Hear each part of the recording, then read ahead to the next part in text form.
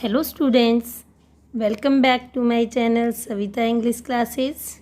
In this video, today our topic is the wonderful words.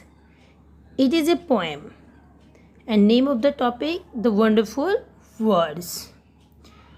And for class 6th, why writer is saying words to wonderful? Wonderful क्यों कहता है writer words को? Words जो हैं हमारे वो अद्भुत क्यों हैं? क्योंकि वर्ड्स ही एक ऐसा हथियार हैं जिनसे हम अपने विचारों को प्रकट कर सकते हैं, ऐसा साधन है जिनसे हम अपने विचारों को, अपनी भावनाओं को दूसरे के सामने एक्सप्लेन कर सकते हैं। इसलिए वर्ड्स को वंडरफुल कहा है राइटर ने। Now I will explain this poem line to line and I have written word meanings also for you. You may write all these in your notebook. So let's start.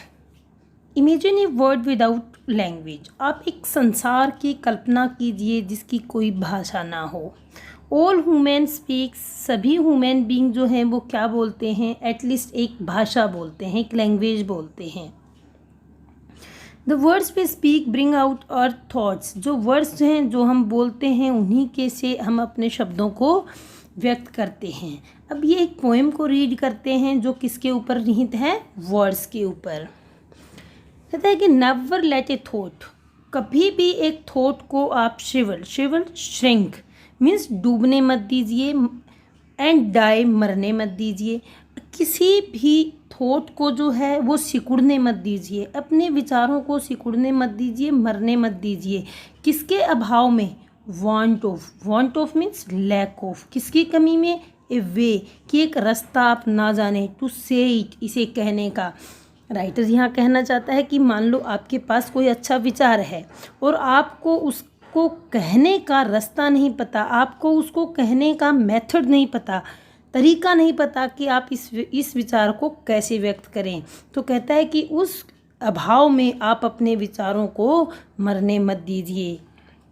आपके पास English एक wonderful game है, English जो भाषा है वो बहुत ही wonderful है और आप सभी इस गेम को प्ले कर सकते हैं। देखो, इंग्लिश एक ऐसी लैंग्वेज है जिसको हम सभी अंडरस्टैंड कर सकते हैं easily, in all over world सभी अंडरस्टैंड कर सकते हैं। All that you do is match the words, आपको जो करना है वो सिर्फ वर्ड्स को मैच करना है। अपने ब्राइटेस्ट थॉट्स को जो आपके हेड में हैं उनको शब्दों के साथ मिलान करना है। आपके जो विचार हैं उन्हें शब्दों से व्यक्त करना है। So that they come out clear and true, जिससे वो बहुत ही क्लियर और ट्रू हमारे सामने आ सकें, बहुत ही सुंदर ढंग से, जिनको पॉलिश किया गया हो, मीन्स बहुत सुंदर विचार, बहुत सुंदर शब्दों में जिन्हें हम व्यक्त करें। For many of the loveliest thing, बहुत सारी इतनी प्यारी चीज़ें हैं हमारे माइंड में। इतनी प्यारी चीज़ें कौन सी हैं? अच्छे विचार हैं हमारे माइंड में, have never yet been said, जिनको हमने कभी किसी के साथ व्यक्त नहीं किया है उन विचारों को। Now this one is first paragraph and now English explanation for first paragraph.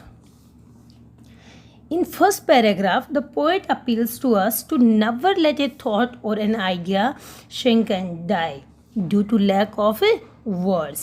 English is a wonderful game and we can play with it. We just have to find appropriate words to express our thoughts or ideas locked in our mind. The words will shape our thoughts very nicely.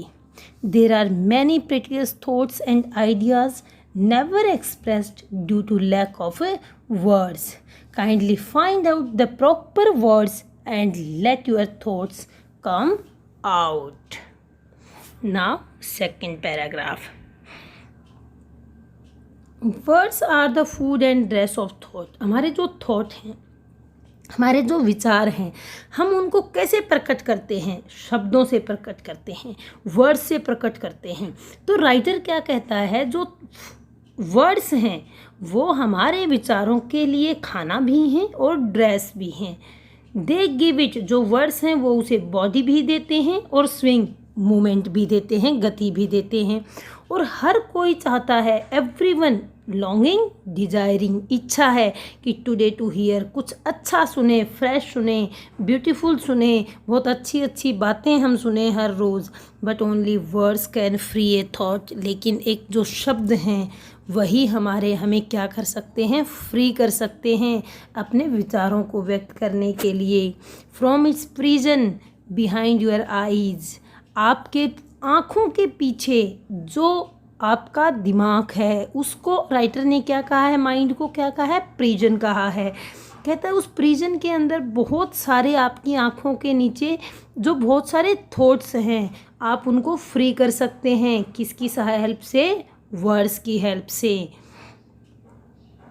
May be your mind is holding no, हो सकता है आपके mind में बहुत सारे नए ideas हों, marvellous और new surprise means new surprised ideas हों, ऐसे आइडियाज़ जो किसी के पास ना हों, किसी को आज तक नहीं पता हो और आपके माइंड में हों, तो आप, राइटर कहता है कि आप उन्हें शब्दों के अभाव में, तरीके के अभाव में उन्हें दबने मत दीजिए।